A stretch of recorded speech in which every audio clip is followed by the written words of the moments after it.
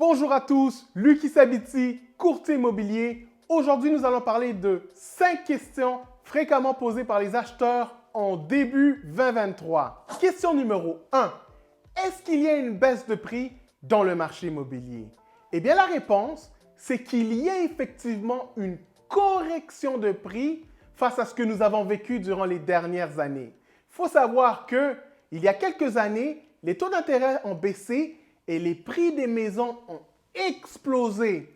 Aujourd'hui, ce que nous vivons, c'est une correction de cette hausse pour arriver à quelque chose d'un peu plus balancé.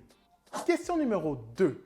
Avec les prix aussi élevés, est-il encore réaliste d'acheter dans le Grand Montréal?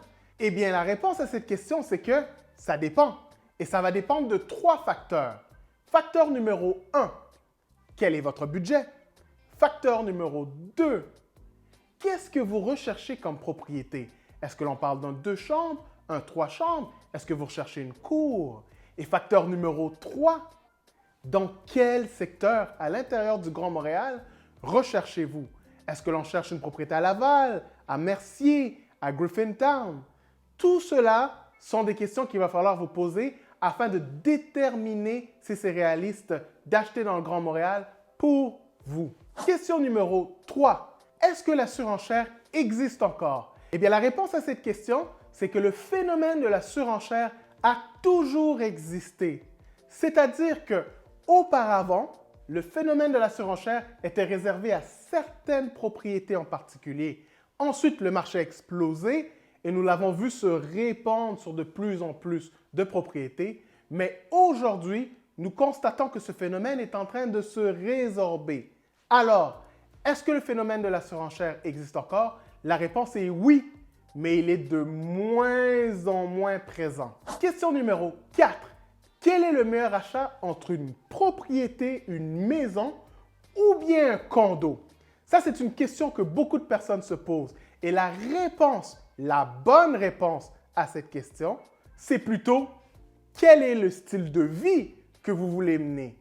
Êtes-vous une personne qui préfère voyager beaucoup, qui n'aime pas tondre sa pelouse, qui est une personne qui voyage beaucoup et qui n'aime pas trop faire d'entretien ménager? Ou êtes-vous une personne qui préfère plutôt avoir le dernier mot sur toutes les décisions qui doivent être prises sur sa propriété?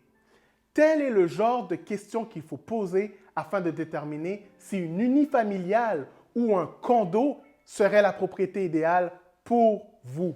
Finalement, question numéro 5. Est-ce qu'il y a encore des opportunités dans un marché tel que celui d'aujourd'hui? Eh bien, la réponse à cette question, c'est que une des répercussions de la hausse des taux d'intérêt, nous en avons parlé tout à l'heure, c'est qu'il y a de moins en moins d'activité sur les propriétés. Et qui dit moins d'activité sur les propriétés dit plus de pouvoir de négociation pour les acheteurs. Nous parlons ici du concept de l'offre et de la demande. Et donc, avec une belle négociation, nous pouvons certainement aller vous dénicher de belles opportunités dans un marché comme celui d'aujourd'hui.